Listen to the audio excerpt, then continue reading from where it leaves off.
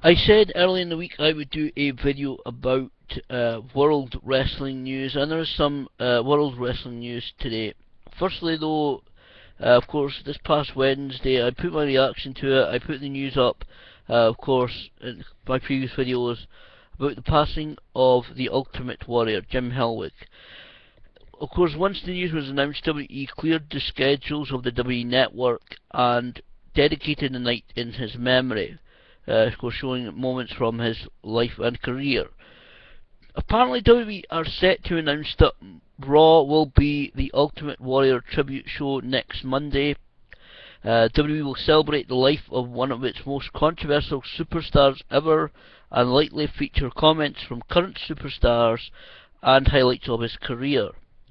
W Network features some of the Warriors' best moments over the past few days. This announcement is reportedly to be confirmed on SmackDown when it airs tonight. This is yet, as yet I said, unconfirmed. I do think it would be a good idea, especially, of course, after welcoming back Ultimate Warrior into the WWE Universe, into the fold for this past weekend. Now, talking of Warrior, this is being reported yet again.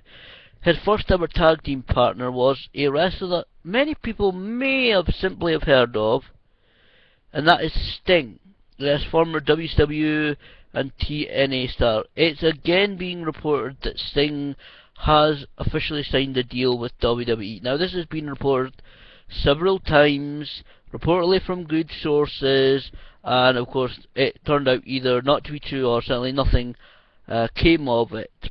This is being again reported by the Wrestling Observer. Also, we don't know whether, if this is indeed true, we don't know whether or when he will appear on WWE television, when or how often he'll be there, when he'll debut. Obviously, he's not going to be a full-time wrestler. Sting did say in the past few weeks that he would love to have a match with The Undertaker, possibly a WrestleMania 31 match. Yeah, this is about the third or fourth time this has been reported that yes, it's official this time. Sting has signed a contract.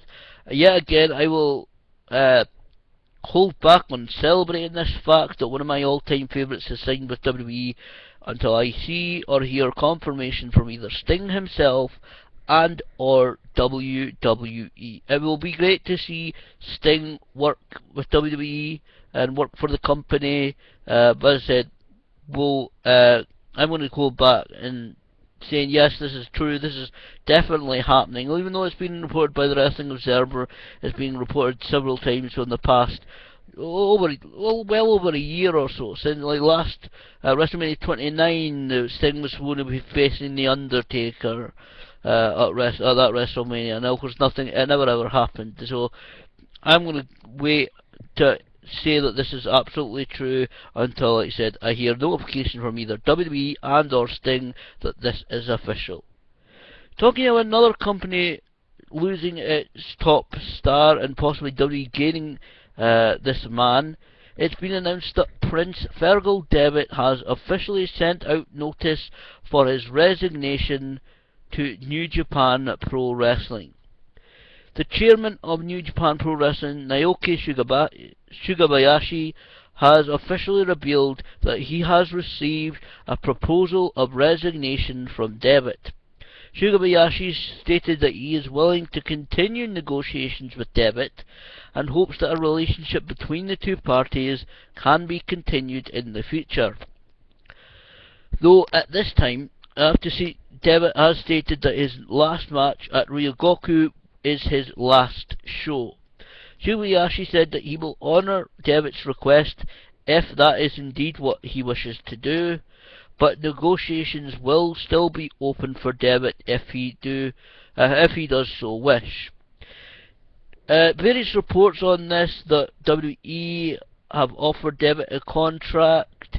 TNA are also interested in Devitt. He is truly one of the best wrestlers in the world at this point in time. He's still young. I don't know whether he will be signing for WWE. Indications are it may be for WWE. he has been a regular in Scotland. I've not unfortunately been able to had the chance to see him appear. Unfortunately, I probably missed my chance now, unfortunately, due to financial reasons. But I do wish him well, whatever he decides to, whatever company he decides to go for. I would prefer it to go for him to go to WWE. I think a feud between him and Daniel Bryan would be great. I do think that he would certainly benefit if it is WWE. I think you would benefit from spending time in NXT. Now I know some people may say, well, Devitt's good enough to go to main roster for WWE. He is, but the truth of it is, as Rey Mysterio said on the Talk Is Jericho podcast, podcast1.com, that's ONE.com, and on iTunes for free, you can listen to it. I still got to finish off that podcast video, by the way, but the rings, wrestling rings around the world are slightly different. Whether the ropes are tighter, the ring slightly larger, the setup slightly different, the bounce, the thickness of the ring, the depth of the ring. It might there's a lot of different minute differences in wrestling rings around the world. So Rey Mysterio was saying that when he went to WCW to WWE, well, when he went really from then to really after it, because he was signed to WWE well after WCW had been bought. But when he went from being full-time WCW to full-time WWE, the ring was different, and it took him a while to get his timing back, to get used to the WWE setup ring, to get used to working the different sized ring, and the setup with WWE was completely different to WWE, and that is the way it is. If you ask any independent wrestler around the world, of all the companies that they work for, no two wrestling rings are exactly the same. So, of course, it may benefit NXT, and it may benefit the NXT talent. Devitt's not got a huge amount of experience when it comes to the number of years he's worked, but he has travelled all around the world, and he may be able to bring some great knowledge and experience to the NXT talent and share it, share whatever knowledge, experience he has with the guys down in Florida. Now, Devitt leaving New Japan means the faction, the stable, the Bullet Club, has lost their leader, but they have quickly found a replacement. The new leader of the Bullet Club is none other than Ring of Honor star AJ Styles. It was reported at the end of March that he had signed a contract with New Japan Pro Wrestling, and he debuted, and this was absolutely confirmed, on April the 6th at their show Invasion Attack 2014, where he genuinely made a huge impact. No pun intended. This was, even for AJ Styles' debut, quite a piece of business, as they say. Quite a thing to do. He came out and attacked IWGP International Wrestling Grand Prix World Heavyweight Champion Kazuchika Okada after his match, and laid him out with the Styles Clash. Now, obviously, this is a huge piece of news, because this now means that AJ Styles not only announced himself as the new leader of the Bullet Club, and the Bullet Club include Lance Archer and Davey Boy Smith Jr., some people may know him as Harry Smith, and of course Luke Gallows, and occasionally Taka Michinoku, but that Kazuchika Okada's next IWGP Heavyweight title defense will be against AJ Styles at their show on May 3rd called Wrestling Dontaku. This is going to be a great match. If both these guys use their talent, if this goes the way that fans hope it will, this could be a genuine match of the year candidate. This match, the prospect of this match, will have fans drooling and salivating. This genuinely could be a match of the year candidate. This is going to be some great match. As I said, Wrestling Dontaku event on May the 3rd in Japan. Talking of Ring of Honor and New Japan, they will be working together for shows next month on May 10th and May 17th. New Japan talent announced for this show so far include Kazuchika Okada, Gedo Jado, Jushin Thunder Liger, and many more expected to be announced for these two shows. They will happen. First show will be Global Wars. Global Wars, Saturday, May 10th, 2014. This will happen at the Ted Reeve Arena in Toronto on Main Street. And the second show will be called War of the Worlds. This will happen the following Saturday, Saturday, May 17th, at the world famous Hammerstein Ballroom in New York City. Both these events have a bell time, according to Ring of Honor, of 7:30 p.m. local time. I do hope these two events make their way to DVD. This should be possibly even we'll have a match of the year candidate here in these two events as well, and perhaps one of these may even be nominated for event or pay-per-view of the year. And talking, of course, of pay-per-view of the year, WWE are now calling their monthly shows special events instead of pay-per-views. But these two, I don't think they'll be available on pay-per-view, but I know tickets for those two are selling out very, very fast. Now, talking of a Japanese wrestling legend Kensuke Sasaki held a retirement party in Tokyo, Japan today as a final send-off to celebrate his 28 years as a professional wrestler. Roughly 400 people came out for the occasion, including many other wrestlers, most notably the legendary Antonio Inoki and Kenta Kobashi, two people who were very influential to him throughout his career as well as being close friends. A 10-count gong was conducted to officially signal the end of his career. Sasaki was reportedly in tears as he finally closed this chapter of his life. Sasaki made a joke during the party that he still trains and even eats like he was still competing, but he knew the time was right for him to make the decision to officially retire. Sasaki's last match was against his protege Katsuhiko Nakajima on February the 11th this year.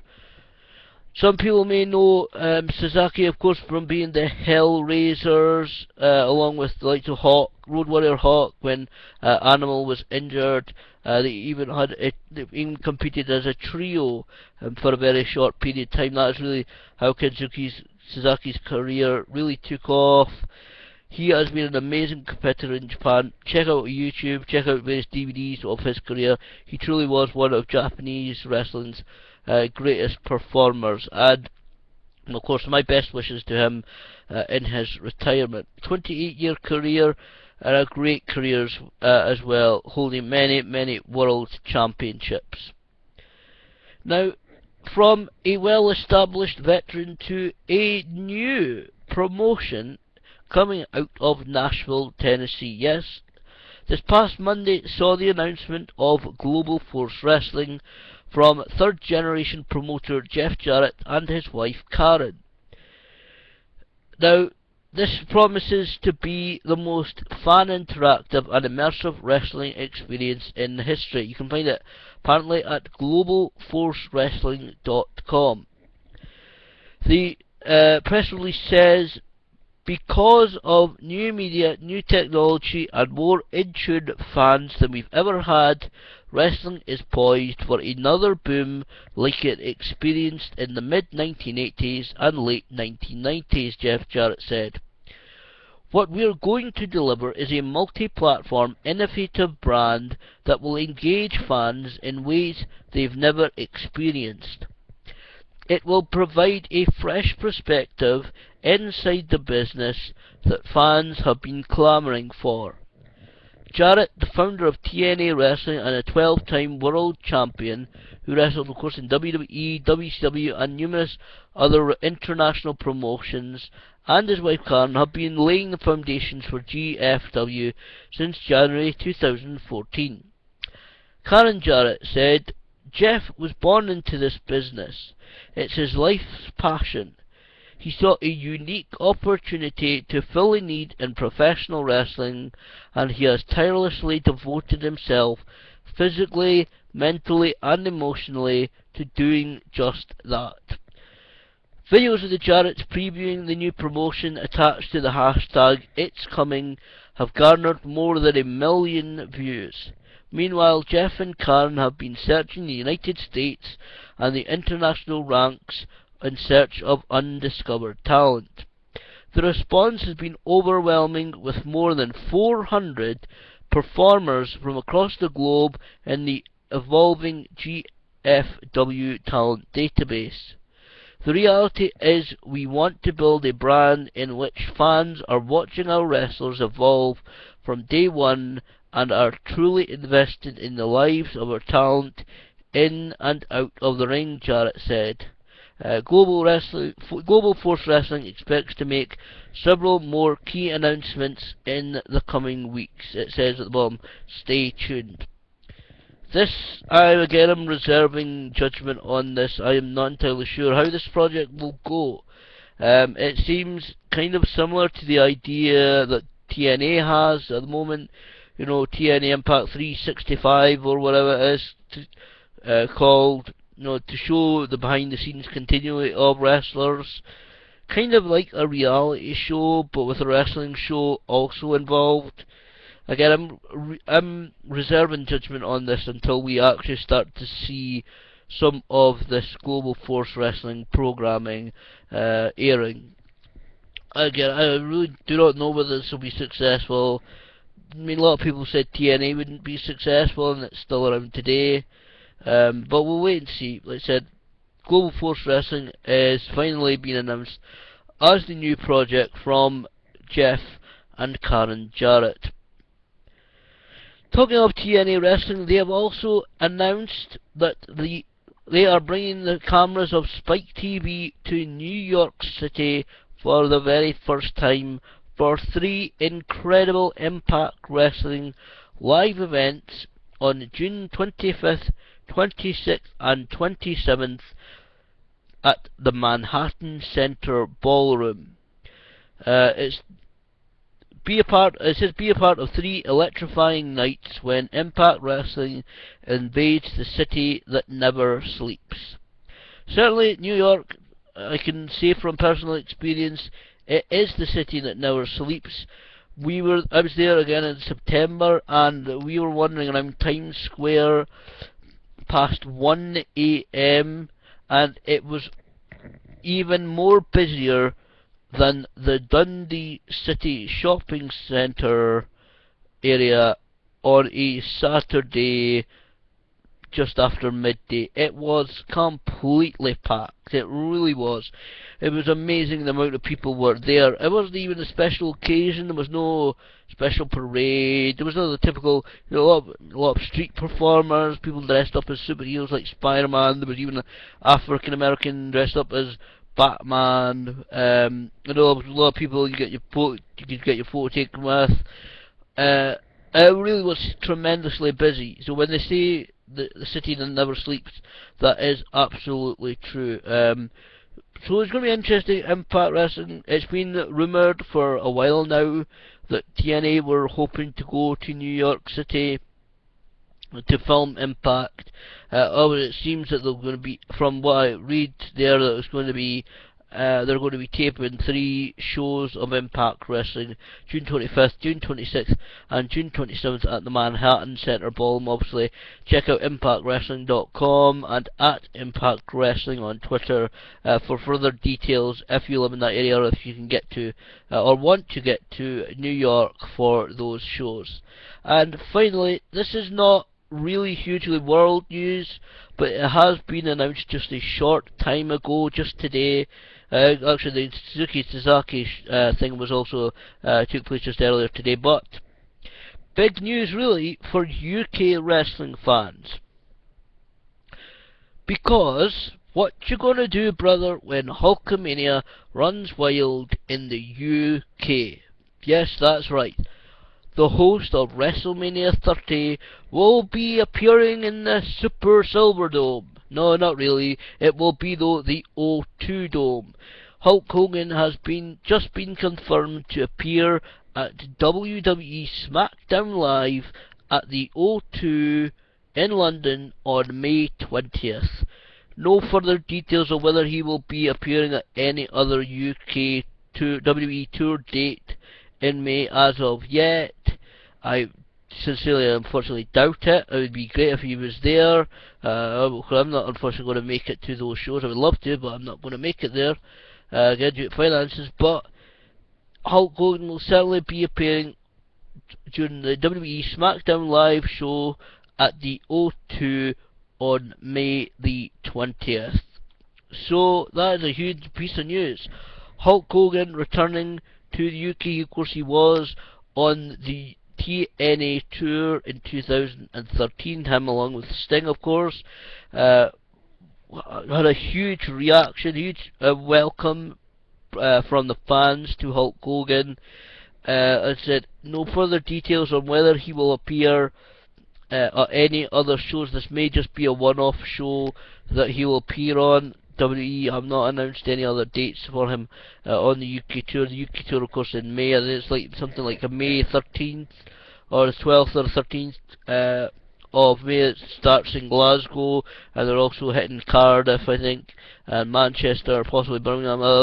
Other dates, of course, are on the WWE Live tour. This coming just next month. So Hulk Hogan will be at the O2 May 20th on the WWE SmackDown Live event. As I said, keep up to date with UK, WWE United Kingdom on Facebook, and they may announce whether yes, it's actually announced at WWE UK on Twitter. That's at WWE UK on Twitter, and check out WWE United Kingdom on Facebook, and there you may be able to keep up to date with any information regarding the UK tour, like superstars scheduled to appear, perhaps even any matches announced, or any more news about any more appearances from the King of Hulkamania. So that is some of the world news that is going on. Just a few pieces of news today. So again, I would like to send my sincerest condolences to the family and friends of the Ultimate Warrior. Such a sad occasion. Of course, I did see on Sky. I haven't watched the entirety yet. They have on Wednesday night, 6 p.m. They did air the 1-hour edit of the WWE Hall of Fame. I've yet to watch that back. I have watched a couple of speeches via YouTube, but it's very shocking, very sad. And I know some of the podcasts this week were recorded before the news came out. A lot of them are recorded on Tuesday, before the news came out, so a lot of them don't mention it. Some of them obviously do. The Daily Squash podcast hosted by UK Wrestling, Alex Shane and Ben Spillner, give it a listen. It's an okay podcast. I tend to like it. Sometimes they were very down, of course, the other day when it was the Ultimate Warrior tribute, because this is just shocking news, especially for people around about my age who grew up watching people like the Ultimate Warrior, and of course, it's just such a shock from the Warrior, like I said, being welcomed back into the WWE fold just days ago. Really, after 16 years minimum of being out of the wrestling business. I would also ask you to listen to the tribute by on MLW radio, MLW radio on iTunes. You can find it. MLW radio did a great tribute show to the Ultimate. I believe they've just uploaded part 2. I haven't listened to it, but part 1 certainly involves a couple of the guys who worked with Ultimate Warrior on a couple of projects some years ago. It was supposed to be a cartoon for the Cartoon Network, but unfortunately for various reasons it never worked out. But it's a good tribute show. The guy really got to know Warrior after spending a few months working with him, and it really does give a great, a bit of an insight into some of the stuff that more fans didn't know about Jim Hellwig, the Ultimate Warrior. Again, my sincerest condolences to his friends, his family, all those who knew him. I know some people, some wrestling fans, even some wrestlers may have held grudges against Warrior, sometimes perhaps with genuine reasons. Perhaps they were disrespected by him. Perhaps they just simply didn't get along with him. Perhaps Warrior did things that they didn't agree with, comments he didn't agree with, they didn't agree with. But whatever the reason, he has now passed. Obviously, it's time to let, if anybody does hold a grudge, I think, or any ill will or feeling against the Ultimate Warrior, I think now is the time to let it go. They say don't speak ill of the dead, and it is genuinely time to let all of this stuff go, and obviously allow the Ultimate Warrior's family, friends, and all who knew him time to grieve, and time to mourn the passing of their husband and their father.